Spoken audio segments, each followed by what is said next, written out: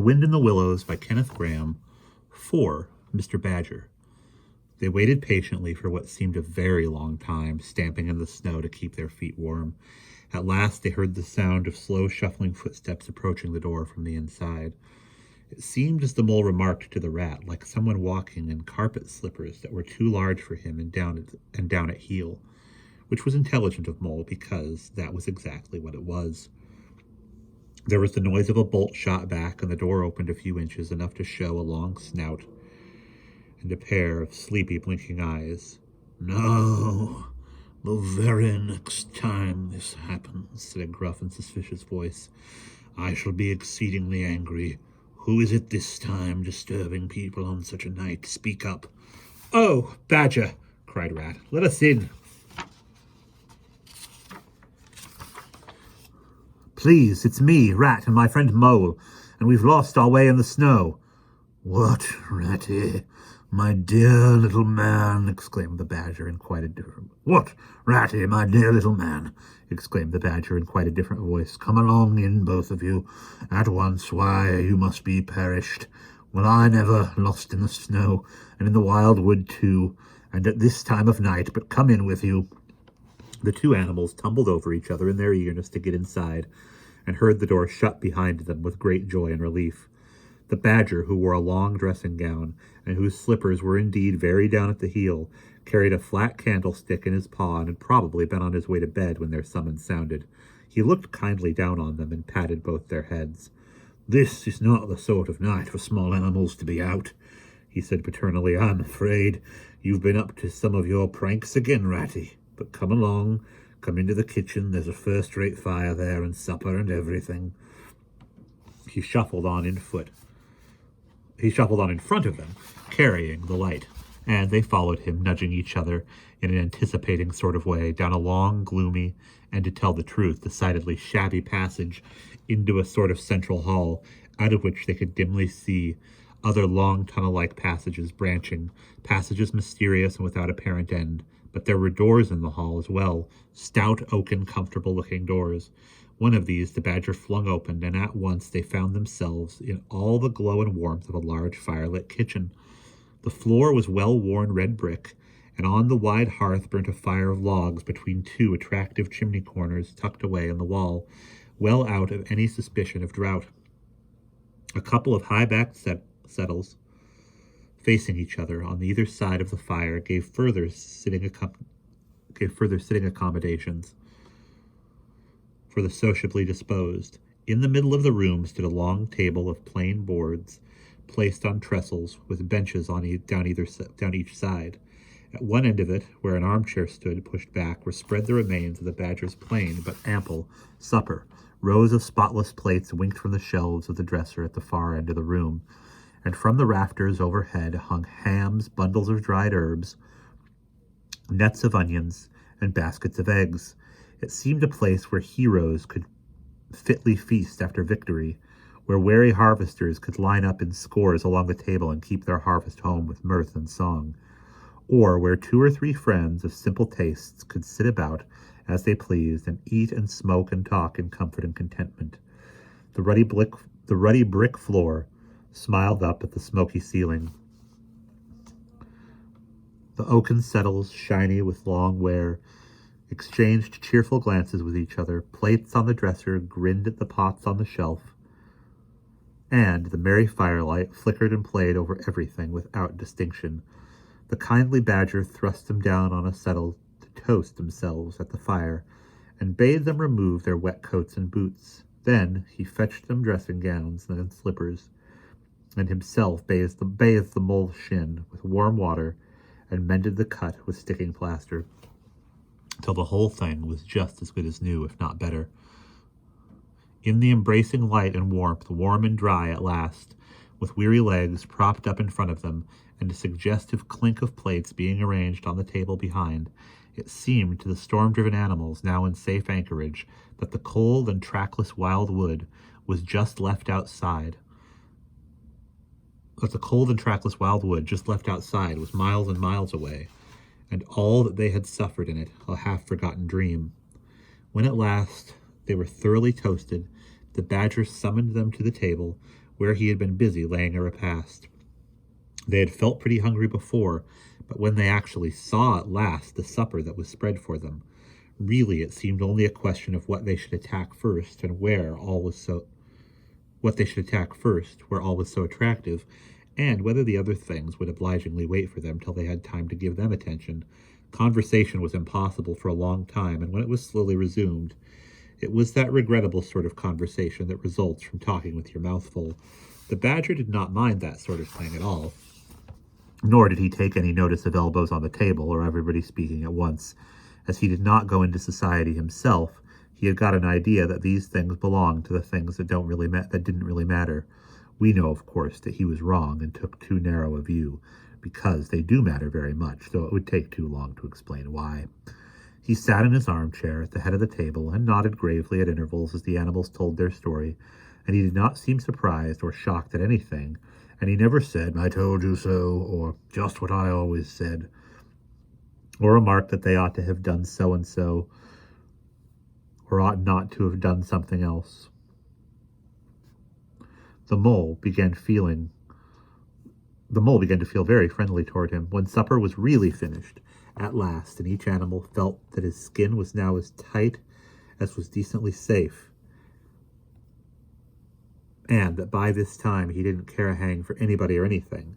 They gathered round the glowing embers of the great wood fire and thought how jolly it was to be sitting up so late and so independent and so full, and after they had chatted for a time about things in general, the Badger said heartily, "Now then, tell us the news from your part of the world. How's old Toad going on?" "Oh, from bad to worse," said the Rat gravely, while the Mole, cocked up in a settle and basking in the firelight, his heels higher than his head, tried to look properly mournful. "Another smash-up only last week, and a bad one. You see, he will insist on driving himself, and he's hopelessly incapable. If he'd only employ a decent, steady, well-trained animal, pay him good wages, and leave everything to him, he'd get on all right. But no, he's convinced he's a heaven-born driver, and nobody can teach him anything, and all the rest follows." "How many has he had?" inquired the Badger gloomily. "Smashes or machines?" asked the Rat. Well, after all, it's the same thing with Toad. This is the 7th. As for the others, that coach horse of his, it's piled up. That coach house of his, it's piled up, literally piled up to the roof with fragments of motor cars. None of them bigger than your hat. That accounts for the other 6, as far as they can be accounted for." "He's been in hospital 3 times, put in the Mole. "And as for the fines he's had to pay, it's simply awful to think of." "Yes, and that's part of the trouble," continued the Rat. "Toad's rich, we all know, but he's not a millionaire. And he's a hopelessly bad driver, and quite regardless of law and order. Killed or ruined, it's got to be one of the two things, sooner or later. Badger, we're his friends. Oughtn't we to do something?" The Badger went through a bit of hard thinking. "Now, look here," he said at last rather severely. "Of course you know I can't do anything now." His two friends assented, quite understanding his point. No animal, according to the rules of animal etiquette, is ever expected to do anything strenuous or heroic or even moderately active during the off-season of winter. All are sleepy, some actually sleep. All are weather-bound, more or less, and all are resting from arduous days and nights during which every muscle in them has been severely tested and every energy kept at full stretch. "Very well, then," continued the Badger, "but when once the year has really turned and the nights are shorter, and halfway through them one rouses and feels fidgety and wanting to be up and doing by sunrise, if not before, both animals nodded gravely. They knew.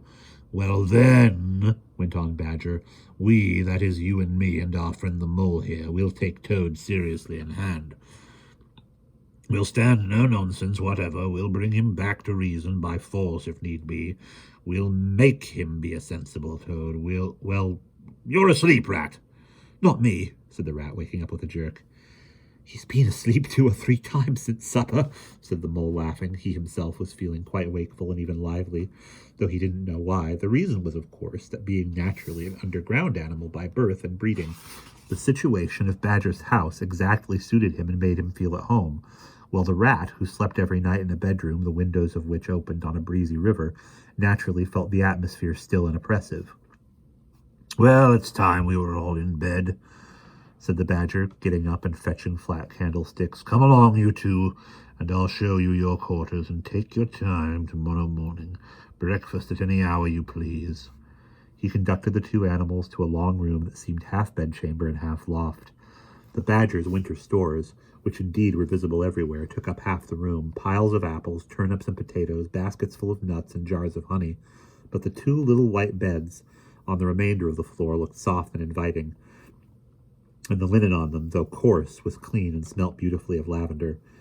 And the mole and the water rat, shaking off their garments in some 30 seconds, tumbled in between the sheets in great joy and contentment. In accordance with the kindly Badger's injunctions, the two tired animals came down to breakfast very late next morning and found a bright fire burning in the kitchen, and two young hedgehogs sitting on a bench at the table eating oatmeal porridge out of wooden bowls. The hedgehogs dropped their spoons, rose to their feet, and ducked their heads respectfully as the two entered. "There, sit down, said the rat pleasantly, "and go on with your porridge. Where have you youngsters come from? Lost your way in the snow, I suppose?"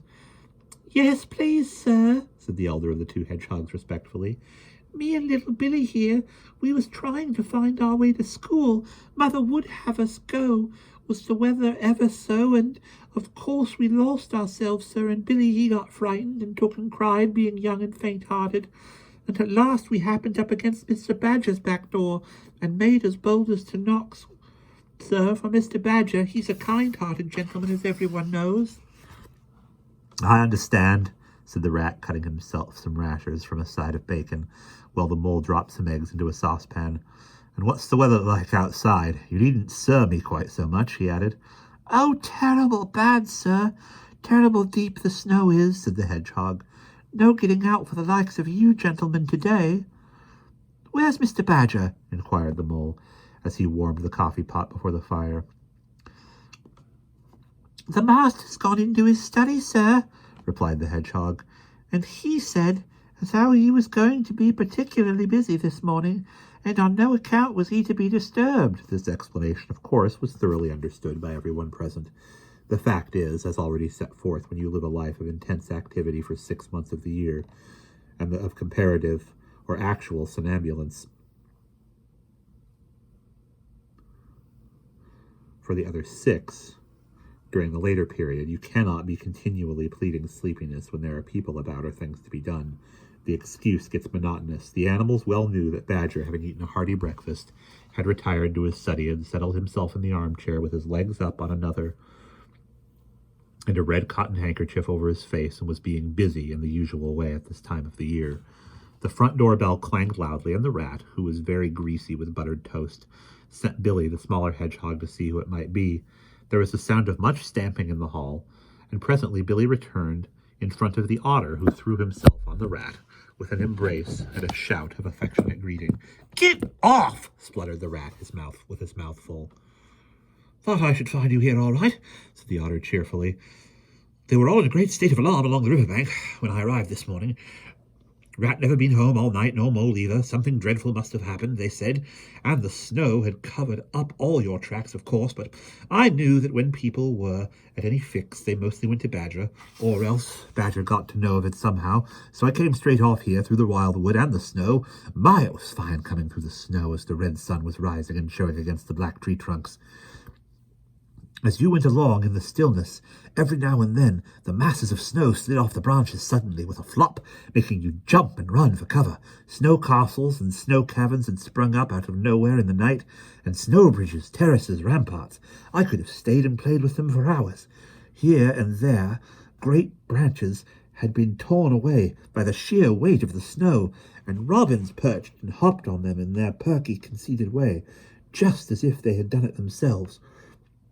A ragged string of wild geese passed overhead, high on the grey sky, and a few rooks whirled over the trees, inspected and flapped off homewards with a disgusted expression, but I met no sensible being to ask the news of. About halfway across I came on a rabbit sitting on a stump, cleaning his silly face with his paws. He was a pretty scared animal when I crept up behind him and placed a heavy forepaw on his shoulder. I had to cuff his head once or twice to get any sense out of it at all. At last I managed to extract from him that Mole had been seen in the wild wood last night by one of them. It was the talk of Burrows, he said. How Mole, Mr. Rat's particular friend, was in a bad fix, how he had lost his way, how they were up and out hunting, and were chivying him round and round. And why didn't any of you do something, I asked. You mayn't be blessed with brains, but there are hundreds and hundreds of you big stout fellows, as fat as butter, and your burrows running in all directions, and you could have taken him in and made him safe and comfortable, or tried to, at all events. What, us? Well, he merely said, do something, us rabbits. So I cuffed him again and left him. There was nothing else to be done. At any rate, I had learnt something. And if I had had the luck to meet any of them, I'd have learnt something more, or they would. Weren't you at all nervous? Asked the Mole, some of yesterday's terror coming back to him at the mention of the wild wood. Nervous? The Otter showed a gleaming set of strong white teeth as he laughed. I'd give 'em nerves if any of them tried anything on with me. Here, Mole, fry me some slices of ham, like that good little chap you are. I'm frightfully hungry, and I've got any amount to say to Ratty here.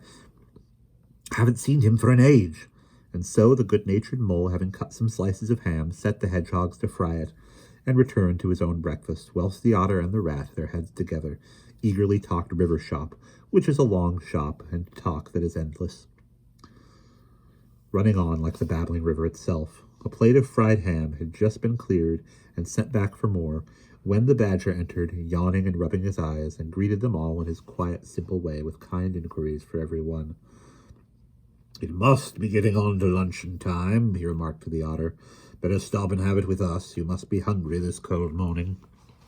Rather, replied the Otter, winking at the Mole. The sight of these greedy young hedgehogs stuffing themselves with fried ham makes me feel positively famished.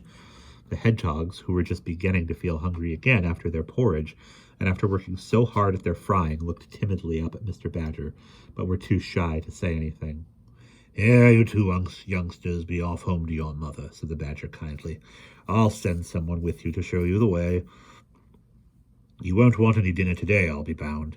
He gave them 6 pence apiece and a pat on the head, and they went off with much respectful swinging of caps and touching of forelocks. Presently they all sat down to luncheon together. The Mole found himself placed next to Mr. Badger, and as the other two were still deep in river gossip from which nothing could divert them, he took the opportunity to tell Badger how comfortable and homelike it all felt to him. Well, once underground, he said, you know exactly where you are. Nothing can happen to you, and nothing can get at you. You're entirely your own master, and you don't have to consult anybody or mind what they say. Things go on all the same overhead, and you let 'em, and don't bother about 'em. When you want to, up you go, and there the things are waiting for you. The Badger simply beamed at him. That's exactly what I say, he replied. There is no security or peace and tranquility except underground, and then, if your ideas get larger and you want to expand, why, a dig and a scrape, and there you are. If you feel your house is a bit too big, you stop up a hole or two, and there you are again. No builders, no tradesmen, no remarks passed on you by fellows looking over your wall, and above all, no weather. Look at Rat now, a couple of feet of flood water, and he's got to move into hired lodgings. Uncomfortable, inconveniently situated, and horribly expensive. Take Toad. I say nothing against Toad Hall, quite the best house in these parts as a house, but supposing a fire breaks out, where's Toad? Supposing tiles are blown off, or walls sink, or crack, or windows get broken, where's Toad?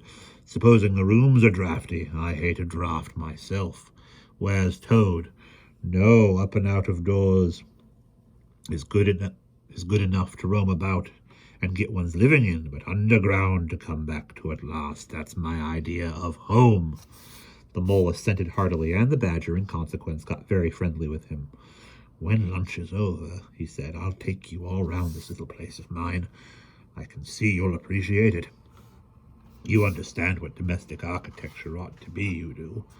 After luncheon, accordingly, when the other two settled themselves into the chimney corner and had started a heated argument on the subject of eels, the Badger lighted a lantern and bade the Mole follow him, Crossing the hall, they passed down one of the principal tunnels, and the wavering light of the lantern gave glimpses on either side of rooms both large and small, some mere cupboards, others nearly as broad and imposing as Toad's dining hall. A narrow passage at right angles led them into another corridor, and here the same thing was repeated. The mole was staggered at the size, the extent, the ramifications of it all.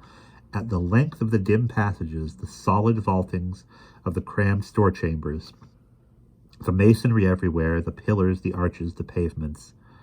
"How on earth, Badger," he said at last, "did you ever find time and strength to do all this? It's astonishing." "It would be astonishing indeed," said the Badger simply, "if I had done it.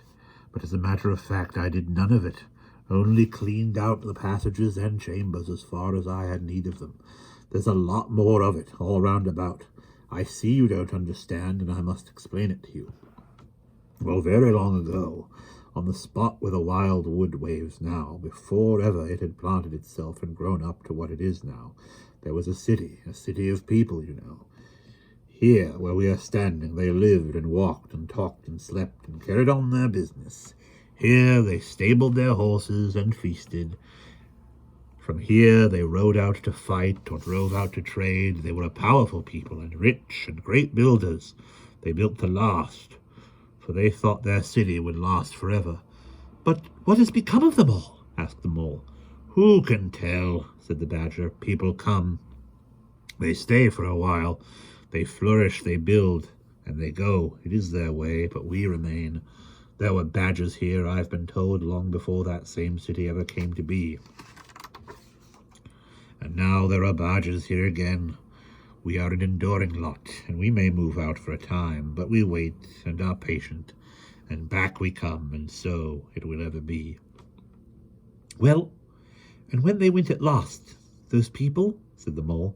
"When they went," continued the Badger, "the strong winds and persistent rains took the matter in hand, but patiently, carelessly, year after year. Perhaps we Badgers, too, in our small way, helped a little, who knows. It was all down, down, down, gradually run and leveling and disappearance. Then it was all up, up, up, gradually as seeds grow to saplings, and saplings to forest trees, and bramble and fern come creeping in to help. Leaf mold rose and obliterated, streams in their winter freshets brought sand and soil to clog and to cover, and in course of time our house was ready for us again, and we moved in. Up above us on the surface the same thing happened. Animals arrived, liked the look of the place, took up their quarters, settled down, spread, and flourished. They didn't bother themselves about the past. They never do. They're too busy. The place was a bit humpy and hillocky, naturally, and full of holes, but that was rather an advantage. And they don't bother about the future either. The future, when perhaps the people will move in again for a time, as may very well be. The wild wood is pretty well populated by now, with the usual lot, good, bad, and indifferent. I name no names. It takes all sorts to make a world, but I fancy you know something about them yourself by this time." "I do indeed," said the Mole with a slight shiver. "Well, well," said the Badger, patting him on the shoulder. "It was your first experience of them, you see. They're not so bad, really, and we must all live and let live. But I'll pass the word around tomorrow, and I think you'll have no further trouble. Any friend of mine walks where he likes in this country, or I'll know the reason why." When they had got back to the kitchen again, they found the Rat walking up and down, very restless. The underground atmosphere was oppressing him and getting on his nerves, and he seemed really to be afraid that the river would run away if he wasn't there to look after it. So he had his overcoat on and his pistols thrust into his belt again. "Come along, Mole," he said anxiously, as soon as he caught sight of them. "We must get off while it's daylight. Don't want to spend another night in the wild wood again." "It'll be all right, my fine fellow," said the Otter. "I'm coming along with you. And I know every path blindfolded, and if there's a head that needs to be punched, you can confidently rely upon me to punch it." You really needn't fret, Ratty, added the Badger placidly. My passages run farther than you think, and I've bolt holes to the edge of the wood in several directions, though I don't care for everybody to know about them. When you really have to go, you shall leave by one of my shortcuts. Meantime, make yourself easy and sit down again. The Rat was nevertheless still anxious to be off and attend to his river, so the Badger, taking up his lantern again, led the way along the damp and airless tunnel that wound and dipped, part vaulted, part hewn, through solid rock, for a weary distance that seemed to be miles. At last daylight began to show itself confusedly through the tangled growth overhanging the mouth of the passage, and the Badger, bidding them a hasty goodbye, pushed them hurriedly through the opening, made everything look as natural as possible again, with creepers, brushwood, and dead leaves, and retreated. They found themselves standing on the very edge of the wild wood, rocks and brambles and tree roots behind them, confusedly heaped and tangled, in front of a great space of quiet fields, hemmed by lines of hedges black on the snow, and far ahead a glint of the familiar old river, while the wintry sun hung red and low on the horizon. The Otter, as knowing all the paths, took charge of the party, and they trailed out on a bee-line for a distant stile. Pausing there a moment and looking back, they saw the whole mass of the wild wood, dense, menacing, compact, grimly set in vast white surroundings. Simultaneously they turned and made swiftly for home, for firelight and the familiar things it played on, for the voice sounding cheerily outside their window of the river that they knew and trusted in all its moods, and never made them afraid with any amazement. As he hurried along eagerly, anticipating the moment when he would be at home again among the things he knew and liked, the Mole saw clearly that he was an animal of tilled field and hedgerow, linked to the ploughed furrow, the frequented pasture, the lane of evening lingerings, the cultivated garden plot. For others, the asperities, the stubborn endurance, or the clash of actual conflict that went with nature in the rough, he must be wise, must keep to the pleasant places in which his lines were laid, and which he held adventure enough in their way to last for a lifetime. And that is the end of chapter 4.